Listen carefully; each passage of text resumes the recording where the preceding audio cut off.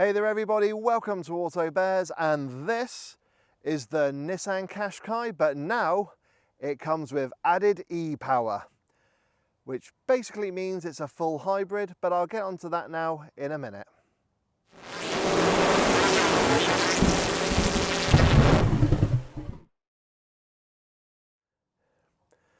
Now, when it comes to family SUVs, the Qashqai has always been a firm favourite, and sales of the car have clearly shown that.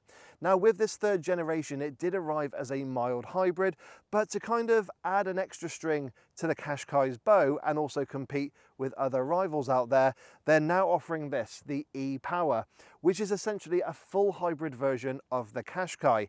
But it works a little bit differently to other hybrids you might have seen on the market. You see, the engine under this bonnet doesn't necessarily drive the car. It actually acts as a generator to power and charge the battery, which in turn then powers the motor, which gets the car going. So it's a little bit different to what you're probably expecting from a hybrid vehicle. But one thing you'll never see in a Nissan is a plug-in hybrid version of the Qashqai, because through their research they have found that PHEV owners don't really tend to charge up their cars, and they are a little bit put off by the quite outlandish claims when it comes to MPG. But sticking with a full hybrid, you got some more realistic numbers there. So that's one of the reasons why Nissan won't make a plug-in hybrid version of their cars. But with the e-Power, we have seen this on also their latest car, the X-Trail, which I'll hopefully get for review in the future. But for this week, I have got the Qashqai e-Power. I'm going to find out what it's like, and secondly, how this kind of new hybrid setup actually feels on the road. So stick with me to find out. Now, when it comes to the Qashqai styling, I've always been a big fan of it, particularly this third generation. Now, in terms of the body shape, it's more of an evolution over the Mark II, but that's no bad thing. That had a very classic family SUV shape to it. But for this third generation, we've got a nice combination of angles and curves. I do love how the headlight cluster looks. It definitely is distinctive. And even though you see plenty of Qashqais on the road, it doesn't look dated. I do like the fact that Nissan have really worked on the styling, and it does look as sharp as ever. Now, on this particular car, we have got 19-inch alloy wheels. They do look very stylish and attractive, and we'll find out later on how they affect the ride quality. Now, if you do want to watch my review of the mild hybrid version of the Qashqai, which I had last year, please click up in the top right-hand corner. But let me know what you think of the Qashqai styling. Do you still think it looks fresh a couple of years after its launch? Or does it kind of fade away when you got the likes of the Hyundai Tucson and Kia Sportage on the market? Definitely let me know. But I do think that the Qashqai is a good looking car, and Nissan have done a really good job with it. And I think on that note, I think it's time we go and have a sit down on the inside and see what Nissan have done with the interior for the e-Power. Sat in the front of the Qashqai e-Power, you are greeted by a very spacious, comfortable and nicely laid out interior. Now, when it comes to interior styling, yes, it's not really going to compete with the likes of the Kia Sportage or Hyundai Tucson, but everything feels really nicely ergonomically laid out, which means when you're driving on a long journey, everything is where it should be. So I really do love that design. Now, when it comes to getting in and out of the Qashqai, because it is a family-sized SUV, it is very easy. Firstly, because of that raised driving position, and secondly, because these doors open really nice and wide, so it is an easy car to get in and out of. And then once you're sat in the driver's seat, you find that these seats are incredibly comfortable. They do hold a big bear like me in place, and they are electrically adjustable on this Techna trim level. Also, I've got adjustable lumbar support, but I will mention my front passenger has manual adjustment only. Also, the steering has both rake and reach adjustments. Again, the perfect driving position is easy. Now, when it comes to interior quality, it's actually pretty good in here. There is a nice mix of soft touch plastics, leatherette and hard plastics as well. So on top of the dash we have got our soft plastics, as well as on top of the door, bit of leatherette trim here on the door panel, on the dashboard as well, and also on the sides of the center console. So it's really lovely to rest your knee against on a long journey. Now when it comes to harder plastics, we have got this kind of piano black plastic here just below the infotainment screen where the dual zone climate control is, and then here on the center console we have got this unique, it's not like carbon fiber, but I've kind of called it digital wood in the past, and the guys at Nissan do like that term because it's clearly not real wood, but it has got this kind of grainy texture to it. Same here on the dash, it does look really quite cool and has a wood effect appeal, but it's not real wood. You can clearly tell when you look at it. So yeah, when it comes to kind of sitting in the front of the new Qashqai e-Power, it really is a lovely place to be. It's very comfortable and well screwed together. Cubby spaces in the Qashqai are not too bad, but rivals are better in other areas. Now firstly, the door pockets are of a really nice size and shape. You can get a large size bottle in there, but they're not lined with any fabric, so loose items will rattle around a bit. Now on the center console up front we have got a wireless charging pad, and it is rubberized as well, so your phone's not going to go anywhere. Then just behind this part of the center console we have got a couple of cup holders which are of a decent size and depth, but there are no plastic grippers to hold your bottles or cups in place, and also it's not rubber lined as well. Then just behind there we have got your center armrest, which has two handles to it. So if I open the first one, it unveils a little tray which is rubberized, and that's perfect for perhaps putting your keys or your wallets in there. However, there is a second handle, and if I lift him up, it does unveil a bit more space where we have got a USB-A and a USB-C charging inputs there. There is a little cutout which is actually perfect for putting your key into, and then there's a little bit of additional space next to it which again is rubberized. But some rivals have got larger center console cubby spaces, so that's just something to be aware of. And then finally we have got the glove box, which is of an okay size and shape. Now, it has got a bit of a French feel to it because you do lose a third of it, probably due to a fuse box. And again, it's not lined with any fabric, so loose items will rattle around a bit. But it is of an okay size, but again, some rivals out there have got more space. So again, just be aware of that. So yeah, when it comes to cubby spaces, it's okay. I am impressed with the door pockets, but rivals out there do have a bit more space on the interior. Now, as I mentioned earlier, the interior of the Qashqai has got a very traditional modern layout to it, which is no bad thing. We've got a high set infotainment system with a couple of buttons underneath, and then below that we have got a lot of physical buttons for your dual zone climate control, which makes it very easy to operate when on the move. What I love as well is that we have got a heated windscreen and a heated steering wheel as well, and the buttons are nice and easy to locate. Then just below there we have got a 12-volt socket and your start button for the engine. Now here on the center console is where we got a couple of differences compared to the mild hybrid. So firstly, the gear selector is a little bit different in its design. We have got your electric handbrake and auto hold buttons, but we got a couple of extra buttons here as well. Now one of them is for your self parking, so essentially the car will park itself for you. Then behind that, we have got a couple of buttons here which are really for the e-Power. One of them is an e-pedal, but we have seen that before on other Nissans. Essentially, that is a regen braking button. So you press that, you take your foot off the accelerator pedal, and the car will start braking, almost like an EV. It is pretty decent and strong. And then behind there, we've got an EV button, a dedicated electric button. So you can drive around in town or in urban areas or residential areas purely in electric. And then on the steering wheel, we have got a couple of buttons on here. Now on the left-hand side, we got buttons for your digital dashboard display controls, as well as some of your media controls. And then on the right hand side, we've got buttons for your ProSense or your safety sensor technology, which goes with the radar guided cruise control. And then we have got your voice and communication controls. So they're all nice and set up on the right hand side. And then finally, we've got a couple of buttons underneath the right air vent. One of them does your lane keep assist and driver aids. And the other one as well opens the boot as well as turns off the head-up display. So in terms of the ergonomics here in the Qashqai, yeah, I'm really impressed by it. And especially as I've done a long journey in the car, it's felt a very nice and comfortable place to be, and a very easy car to drive as well. And then finally, we've got the infotainment system and the digital dashboard display. Now, since I drove the mild hybrid just over a year ago, the infotainment system has grown from 9 to 12.3 inches, which is actually something I really wanted to see, because it now does compete with the likes of Hyundai Group and their systems.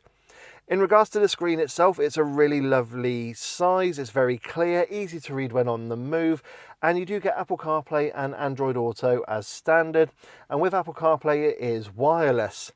And then when it comes to the actual infotainment system itself, when it comes to SatNav, it is a TomTom system built into it, and yeah, it's not too bad. It's pretty responsive. The icons are of a decent size, so it is quite easy to use when on the move. It's just not as, I don't know, kind of impactful, say, as compared to some of its rivals, but it just does the job for you. And then we got the digital dashboard display, which is nice and clear, easy to read again whilst you're driving. Sometimes you can be a little bit bombarded with information, but it's not as characterful as some of its rivals. There's not enough customization you can do with the display. It's literally what you see in front of you. Even when you go through the little drive mode rocker switch and you go from sport to eco and to comfort, it doesn't change any of the colors or anything. It literally just says sport, eco or comfort just on the left hand side. And although sometimes, like I said, you can get bombarded with information, my one little niggle with it is actually in regards to the auto hold. And yet when you press down on the brake, it glows green to let you know it's activated, but the actual icon for it is quite small. So that's just something to be aware of. But other than that, no, I really do like the cabin of the Qashqai. It's very comfortable, a very pleasant place to be, and very easy to kind of get yourself acquainted with all the buttons and the dials and everything, especially whilst you're driving. Sat in the back of the Qashqai, it is pretty spacious back here, but new arrivals do offer a bit more rear passenger space. Now that driver's seat is set to my driving position. I'm 5'7" tall and 5'7" wide, and as you can see, I've got an okay amount of knee room, but headroom is a little bit tight because of that glass roof. So that's just something to be aware of depending on which trim level you're looking at. But you could get 2 adults sat in the back of the Qashqai with relative ease and comfort, but I definitely wouldn't recommend getting 3 adults back here. Children, yeah, should be okay. Now, speaking of kids, we have got ISOFIX supports on the outer seats. Now, there is one big positive and one negative. Now, the negative is we got plastic covers for the ISOFIX bars, so they are easy to lose or break. However, once you got them off, it is easy to affix a child seat. Secondly, these doors open to 85 degrees, which is absolutely astonishing and makes affixing a child seat really easy. So that's just something to be aware of there. And then when it comes to cubby spaces, it's not too bad. We've got, again, some very decent sized door pockets where you can get a large sized bottle of drink in there, but again, they're not lined with any fabric.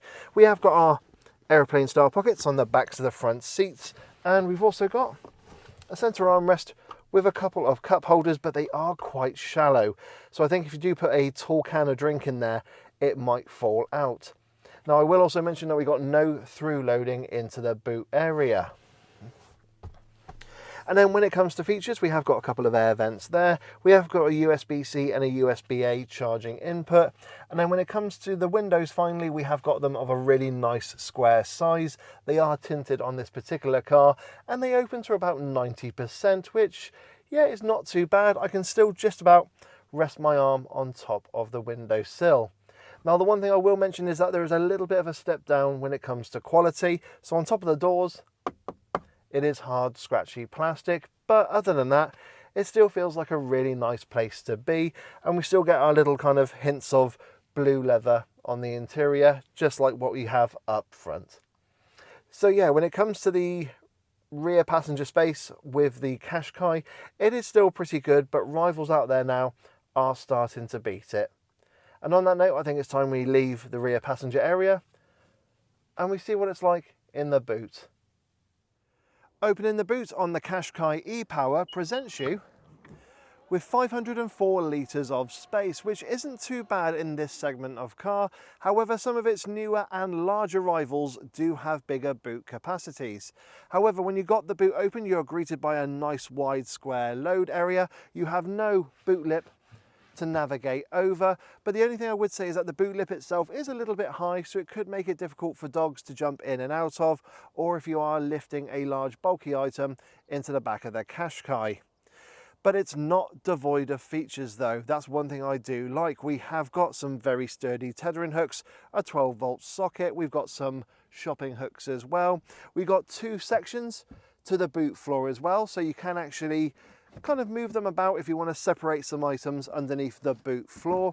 You can even lower the boot floor as well. And also the parcel shelf does fit underneath the boot floor, so you can get the seats flat and load large bulky items into the back of your Qashqai. Speaking of getting the seats flat, all you have to do is move a couple of the little handles to get the seats down, and when they are down you are greeted by an almost completely flat load area. So that is something I do like to see on a car like this, and does make the Qashqai incredibly practical. So yeah, in terms of family SUVs, it's a decent boot capacity, perfect for your weekly shop. You could easily get one large suitcase in there and perhaps a couple of weekend bags as well. And on that note, I think it's time we get the boot shut on this Qashqai e-Power and see what this new full hybrid version of the Qashqai is all about. So once you start driving the Qashqai e-Power, first impressions are very positive. Just like the mild hybrid version I drove just over a year ago, it's very comfortable and it's a very easy car to drive. Just really what you want in a family SUV. Now when it comes to visibility, just like before, it is actually very good. Because I've got that raised seating position, I've got a lovely commanding view of the road ahead. The A-pillars are not too thick, and because of the way that they're raked, I've not found myself looking around them at any junctions. The wing mirrors are of a decent size and shape. They are back on the door panels, and I have got blind spot monitoring as well.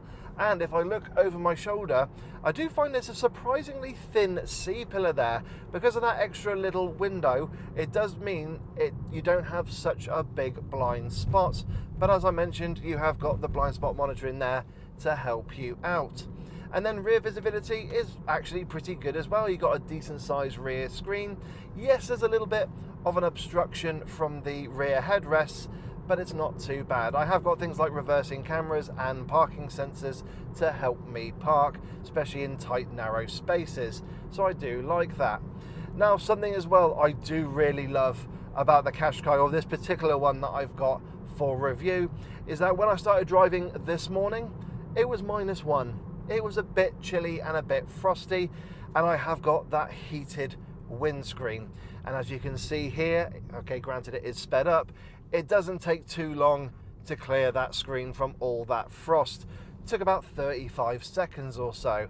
So that's one little feature I really do love on the Qashqai. Granted, it is on other cars as well. So yeah, once you get going in the Qashqai e-Power, all the strengths you had from the previous or the mild hybrid version are still there. We've just got that new hybrid system up front, which does make it a bit more refined than the mild hybrid, but I'll go on to that in a moment. Now, at the time of recording, there are 4 trim levels available in the Qashqai e-Power range. There is the Ascenta Premium, the N Connector, the Tecna, which is what I've got here, and the top of the range Tecna Plus. Now, if you've watched my mild hybrid review of the Qashqai, you're gonna feel like I'm sounding like a broken record, because I have the same recommendations to go for, which is the N Connector or the Tecna. The reason being is, if you go for the Tecna Plus, which is what I had when I had the mild hybrid, you had 20-inch alloy wheels, and they did affect the ride quality. Having this Tecna, having 19-inch alloy wheels, I have found that the ride feels better in this than it did in that Tecna Plus. Now, I will also mention the fact that with this e-Power, it is around 200 kilos heavier than the mild hybrid, and the suspension has been tweaked for this car. So that's probably another reason why this rides much better, but I still stand by what I say. Go for the N connector or the Tecna, get the slightly smaller alloy wheels, and you'll get improved ride comfort.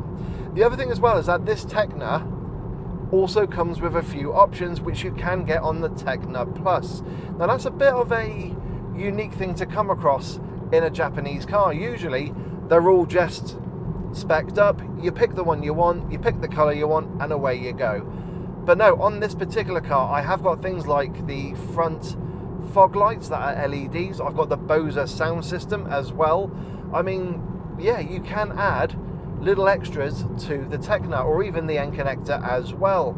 So that's something I do like about it. However, yes, as a drawback, you are upping the price of your Qashqai, and being in the late 30s, it is quite expensive compared to the mild hybrid version of the Qashqai, but you do get quite a lot of kit for your money. So that's one thing to bear in mind. Yes, this has been compared to some of the premium German cars, but you're going for kind of the entry-level models there, and you know, in those German cars, even getting kind of the interior air could be an optional extra. So yes, you are kind of branching into premium German car territory, but they won't have the same levels of kit that you've got in your Qashqai. So just remember that.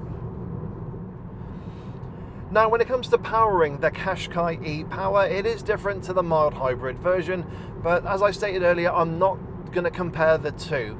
Basically, I've done a full review on the mild hybrid version, so you can click up in the top right hand corner there, or I'll post a link at the end of this video so you can do a comparison between the two. But with the e-Power, what we have is a 1.5 litre 3-cylinder petrol engine up front. And when it comes to things like performance and power, because I know I have not mentioned them yet, what we have in total is 187 brake horsepower. We've also got 300 Newton meters of torque. So this family SUV can get from 0 to 62 miles an hour in around 7.9 seconds, which is actually pretty brisk for this type of car. Now, of course, this being a hybrid, one of the key figures you're going to be looking out for is MPG. So Nissan claim that on a combined WLTP cycle, I should be able to get around 53.3 miles per gallon. And I'm going to be honest, driving on the motorway, I have struggled. I did do a drive to a launch this week, and it was around 400 miles round trip, and the highest I got was around 48 mpg on the motorway. But driving around town and in urban areas and in town environment using the e-pedal, but also actually pressing and using the electric mode on the Qashqai e-Power, I did manage to get around 58 mpg. So I was, you know, pretty pleased with that. So yeah, in regards to kind of the economy, it's not too much different from the mild hybrid version of the Qashqai, and it's very similar to what I've gotten from other full hybrid family SUVs, including the Kia Sportage. But that actually has a claimed lower MPG than the Qashqai e-Power. But when you put all those things together, you do have a very nice system in place. And yes, the engine does kick in every so often to top up the battery, but you also have things like regen braking to help you out as well. Yeah.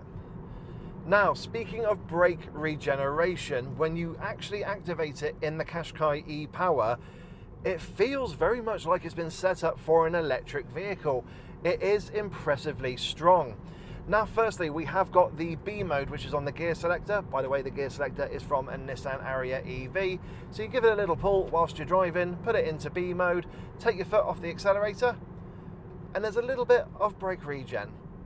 Not a huge amount, but there's a nice kind of natural braking there, which feels very predictable. Then we have a button, which we are quite used to with Nissan cars, and it is the e-pedal. Now, in something like a Leaf and the Ariya, it does give you proper one pedal driving. Now I'm just going to put it back into drive, put on the E-pedal, I'm up to 50 miles an hour, take my foot off, and that's a lot of brake regen. In fact, I will go as far as to say that's one pedal driving. I really do like that. Now, the other thing I will mention, now it's not proper brake regen, but it is a feature I do like, and it adds to the brake regeneration, is this has got like a kind of pre-sense system in there. So when you're driving along with the radar guided cruise control turned on, it will let you know what's going on in the head-up display. But if you are, say, approaching a roundabout or a T-junction or something like that, not just a car in front of you, it will start to slow down. It will actually prep you for that junction and slow you down as you approach it. It's a very novel system. I really do like it. I first came across it in a Volkswagen Group car, but I love to see the fact that it's come over to Nissan, and Nissan have used it as well. So that's something I really do like. And yeah, it just kind of helps with the driver aids and everything that you get on the car. And also acts, as I said, as a bit of an additional regen system to the braking. So what's the ride and refinement like in the Qashqai e-Power? Well, the first thing I will say is that this doesn't feel like a sporty SUV, and you can tell with the fact that the seats don't give you that kind of grippy support that you would do in, say, a Porsche Macan, but then again, this is not a rival to it. But everything's been tailored to comfort and relaxation in the car. And even though I've got those 19-inch alloy wheels, it deals with the bumps and imperfections really well. As I said, the suspension has been kind of tinkered with in this e-Power to accommodate the additional weight. It's around 200 kilos compared to the mild hybrid version. But I'll be honest, you don't really feel that weight difference. I mean, yes, it's like having a couple of me's constantly in the car. And I will say now, don't have a go at me in the comment section for that comment. I've already kind of said it out loud. But in the corners, there's a bit of roll and a bit of lean, but it's dealing with the bumps and imperfections really well. It can feel a little bit fidgety and unsettled at low speed, but it does settle at higher speeds. Like I said, I did a just shy of 400-mile trip in the e-Power, and this didn't skip a beat. It was incredibly comfortable, and I was driving on a mixture of motorways, A roads, and some pretty daunting B roads in the Lake District. And this just didn't batter an eyelid. It just went straight through, did the job with no complaints whatsoever. And then comes on to the refinement side, which is, I'm going to say okay, because at motorway speed, you can get a bit of wind noise coming off the wing mirror and the A-pillar, but the biggest intrusion would be tyre roar.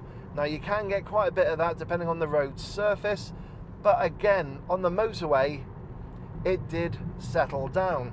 Now, one of the things I did notice on that long trip that I did during the day was that the winds were pretty strong. So there was a lot of wind kind of bouncing off the car, and you did hear it.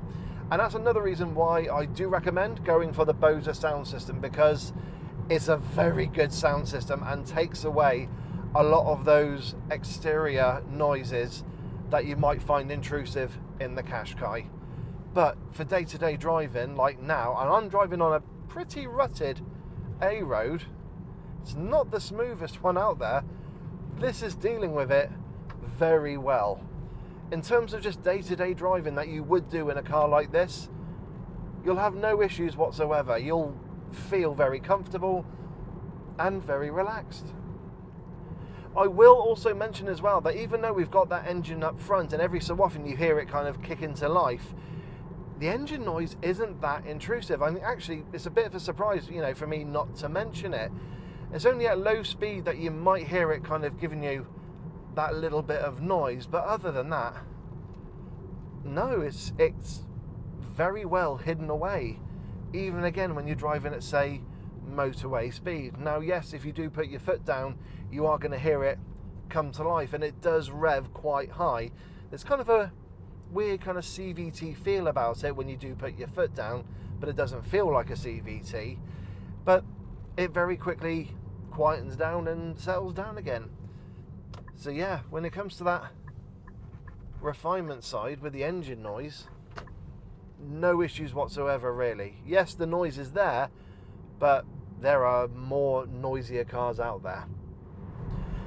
So when it comes to the Qashqai e-Power's handling, as I've already mentioned, this is definitely a car that's got more of its priorities on comfort and ride quality than sportiness, and that's no bad thing. So firstly, I do like the steering wheel, the size and shape, and actually I like the quality of the leather that's wrapping it. Now I am going to put it into sport mode. That does sharpen up the throttle response. It does mean as well that there's a little bit more weight in the steering, and although I don't really think it's actually done much to the suspension, still has a little bit of roll and lean there. But yeah, it's not a sporty SUV. This is one for the family. I will say I do like the steering in the Qashqai. It is responsive and direct as well. I do feel connected to the front wheels, but it's just not giving me the rewards that I would get from a sporty SUV. This is definitely just for comfort and to get you there in one piece, which is no bad thing. So yeah, when you are chucking this into the corners, I do feel that it might, on damp conditions, it might let go and understeer. Should feel predictable, mind, but yeah, you're not going to get the big smile on your face than you would do in something like a Ford Kuga or perhaps a Seat Ateca. They're definitely cars that have that more sporty edge to them. But I will say in sport mode, yeah, it is responsive, it is direct, but really you're going to want it in standard or eco mode and just enjoy that little bit of roll and lean in the corners. It's not enough to make you seasick or anything like that, but it is nice, relaxing, predictable and comfortable. So yeah, the Qashqai is not a sporty SUV, but for families and everyday driving is absolutely fine. It's perfect for that. There's a nice amount of weight already in the steering. It's light enough to make this a doddle to park. We have got the self-parking feature as well. But yeah, for day-to-day driving, I've got no complaints whatsoever. It drives really lovely, as a Qashqai does. So with my time in the Qashqai e-Power, what have been some of the highlights and some of the little niggles that I've come across? Well, I'll be honest, in terms of niggles, they're very few and far between. I've already mentioned that the also hold symbol is kind of lost at the bottom of the screen, and you do have to kind of press firmly on the brake pedal in order to engage it. Sometimes you can tap it lightly, think you've engaged it, take your foot off and you start rolling forward. So that's just something to be aware of. And then in terms of other niggles, I mean,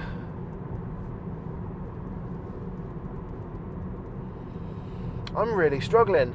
Now, when it comes to pluses or little features that I really do like, one of them is when I was driving home and I noticed that the low fuel warning light came on. It didn't just kind of glow at me and tell me that I was low on fuel. It actually gave me a little picture of the car with an arrow pointing to where the fuel filler cap is. Now, you might be thinking that's a silly thing because if you own a Qashqai, you know where it is. But what if you're renting one from Enterprise or something? You know, you can forget these things, particularly if you've got a car where it's on the other side. So I do really like that feature. I do like the fact as well that the brake lights come on the little car on the screen, just to let you know if you got, for example, the e-pedal going, that, you know, it is braking when you take your foot off the accelerator pedal or when you're just braking in general. I do like that feature. It doesn't go all the way to what Honda do, where you see the little car indicate and things like that, which is fair enough, but it's a cute little feature nonetheless. And then the other one that I like is in regards to the radar guided cruise control. And it's a simple thing, but it's brilliant.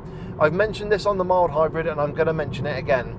when you've got it engaged and you're just driving along and you're going to a different speed zone, all you got to do is tap either plus or minus on the radar guided cruise control, and it does give you a little prompt and it will automatically go to that speed. It even does it with matrices on the motorway, because there was a strong wind warning and we actually had to drop from 70 down to 40 miles an hour, and it noticed it and told me, and I just did a little flick of the little rocker switch and that was it, instantly done. So yeah, when it comes to the pros, cons, niggles and highlights and everything, there's very few little niggles that I've come across. Even the range of the car, with a full tank you'll get over 500 miles. And now it's time for the conclusion. So what are my thoughts on the Nissan Qashqai e-Power family SUV? Well, it's a Qashqai, so it's going to sell very well, and do you know what? I think people will welcome the extra power and torque, particularly those that felt that the mild hybrid was lacking in that power, especially when the car was filled with people and things. And just like a Qashqai, it does everything a family SUV should. It drives very well, it rides very well, jam-packed full of kit. The build quality is surprisingly good. Now yes, granted, to some of its newer rivals it is starting to lack when it comes to rear passenger space and boot capacity. But if you want a larger version of the Qashqai, you can go for the X-Trail, and that also comes with e-Power. But it's just a welcome addition to the Qashqai range. The only thing I'd say is just kind of keep an eye out on the prices as you're speccing up your Qashqai, because you don't really want to go into that £40,000 price bracket. Keep yourselves in the mid to late 30s and you can still have yourself a car that's very good. Now granted, yes, there are the little drawbacks. The fact is that the frugality of the e-Power system, I was expecting better. I mean, Nissan claiming 53 on a combined, realistically you're going to get in the 40s. But driving around town, if you do use your e-pedal and your EV button smartly, well, you can get into the high 50s. But the Qashqai is a very good family SUV. It's always a kind of been a top 3, top 5 car. No, definitely top 3. And I can see this still being very high up and one of the best sellers of 2023.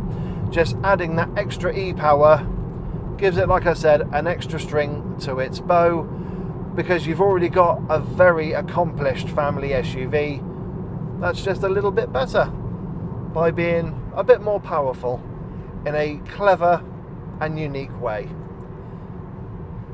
So yeah, the Nissan Qashqai e-Power, a very good family SUV, and now a very clever one as well in regards to hybridization.